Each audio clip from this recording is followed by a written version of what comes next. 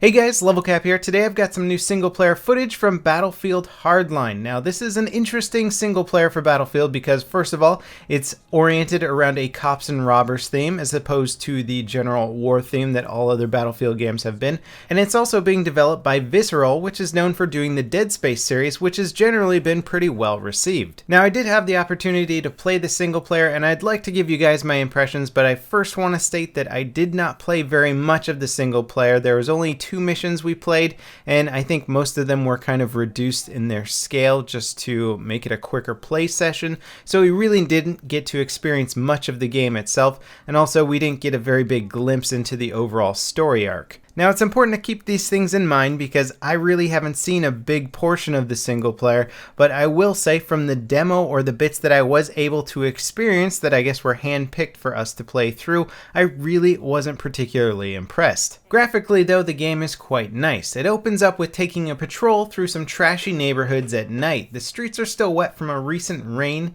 and the game engine actually captures the ambiance of this really nicely. You quickly find yourself in some in-game cutscenes as you're interrogating a perp on the street. The first thing I noticed is that the characters just don't seem lifelike enough to me. There's something about their facial animations that they just kind of look dead in the eyes, if that makes sense. It's one of those things that's hard to explain, but if you go back and play, say, Half-Life 2, there's something just so much more realistic about the facial animations in that game, or even some of the Crysis games, they do a great job of facial animation. And then you come to the Frostbite engine, and in a game that's about cops and robbers where character interaction and character development is so important, the fact that the faces here just don't really lend themselves that well to me believing them as characters is going to be a bit of an issue for me. However, as a gamer, I'm not going to let one thing like that drag down my overall experience. As soon as you get into the rest of the game, you start playing around with some of your cop gadgets and how the game actually plays out. Non-lethal takedowns seem to be a big part of the way that the game starts off. They kind of train you in how to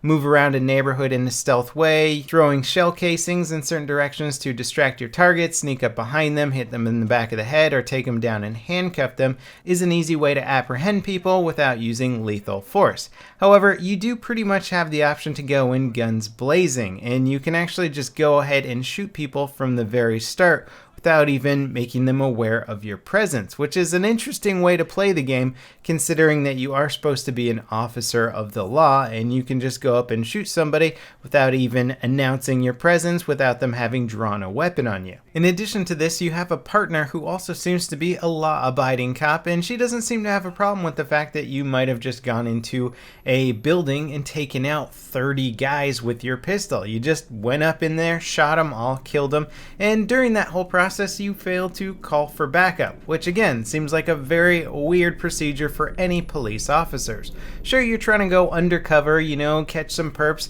do it maybe off the books or whatever, but wiping out a building of 30 criminals totally takes me out of the element that I'm actually supposed to be a police officer. In addition to that, the takedown mechanics are a little bit hokey. You can basically handcuff somebody who's like 10 feet away from his buddy and he won't call out or warn his friend at all. So you can then sneak up behind the next guy, take him down and handcuff him. You certainly are pretty stealthy at handcuffing people considering you can do it from 15 feet away and nobody will even hear a sound. For a game that's so visually realistic, the actions of your character and the reactions of the AI around you just seem so out of place. Now, I don't have a lot of details regarding the overall story. You start off investigating some low-level crimes, connecting the dots. They sort of lead you up the food chain to bigger and bigger fish, and eventually it seems like you're going to discover that there's a much bigger plot behind whatever you're actually investigating. It doesn't seem too complicated from the start. There might be some fun twists and turns along the way. Again, I don't really have all the details on that. However, as a detective/investigator, you have an interesting tool that pretty much seems to do the job for you.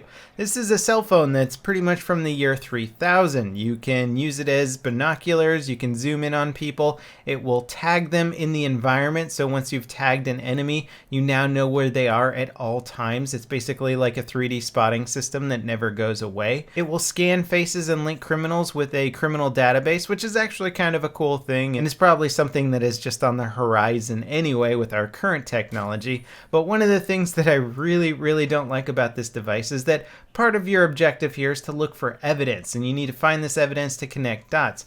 Well, the cell phone itself will actually buzz in your pocket when you're near evidence, kind of alerting you to the fact that you're near evidence. You need to take out the cell phone, look around the room, and scan the evidence. Now, when you take out the cell phone and look around the room, the evidence appears in glowing green. It's very obvious that it's evidence because it's the only thing that's glowing green when using your weird cell phone scanner. This doesn't really make any sense in any way whatsoever. How does the cell phone know that something is pertinent information to the case you're working on? How is one photo more meaningful to a cell phone than any other photo in that room? And how does it know when it's in your pocket? I certainly don't mind playing puzzle games or even detective games where you have to search for something. I thought BioShock's system of making items sort of glint ever so slightly once in a while to kind of alert you to them was a good way of catching your attention, especially when you needed to look for evidence. But the system in this game with the all-knowing cell phone that can solve the crimes for you really just kind of ruins the experience for me. Also, at some point it gains the ability to just see through walls, so you can tag enemies through walls. You don't even have to basically sneak through a house and try and look for the bad guys. Worried about somebody sneaking up on you? Just whip out your cell phone, scan everybody through the walls, tag them, and then you don't have to worry about any enemies surprising you, which just seems like an awful way to go through and clear a building. It just takes the fun out of it. As for the rest of the gameplay and combat, it's pretty darn standard. The AI's okay overall, not too impressive. You get a standard set of guns, you engage people with the guns, kill them, move on to the next room, the next objective. There's nothing in this game that makes me go, wow, Hardline's really taken this to the next level. There's also a crap load of QuickTime events, and I freaking hate QuickTime events. I wish games would stop doing them, but Call of Duty's doing them, and I feel like every game has just been following suit. I don't want to be told to hit spacebar at just the right moment so I can jump over something, or hit left click so I can shoot the light from the ceiling and it's gonna fall on that guy at just the right moment. I don't feel like that's a cool way to play a video game. Some of my favorite over-the-top action moments from a single-player game occurred in, say, the Far Cry or the Crysis games, where you're in a chase scene in a Jeep and you drive off a cliff but bail at it just the right moment and open your parachute and shoot a rocket at something, and that all happened because you controlled it in the game. It was your doing. That isn't something that necessarily had to happen, and that was fun and that was really cool, and I still remember those moments. There's not really going to be any sequences that I'm going to want to tell anybody about after I finish playing Battlefield Hardline single player because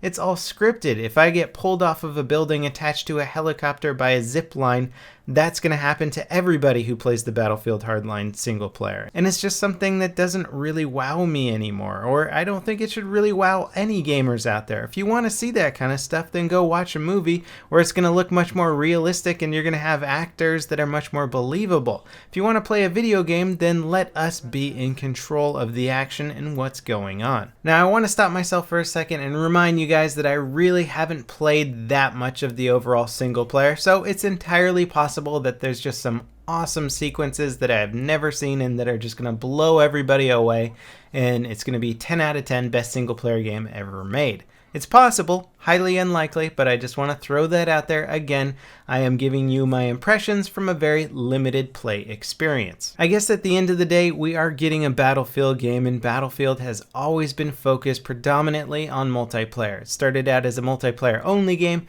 single player got tacked on later throughout the years, and it's just never been that much of a wow factor. It's always felt tacked on, and unfortunately, I gotta say from my initial impressions, it seems like that trend isn't changing, even with Visceral at the reins. Anyway, I actually hope I'm wrong with my initial impressions of the single player game. I really hope there's a huge section of the game that's just gonna blow me away and it's gonna be great.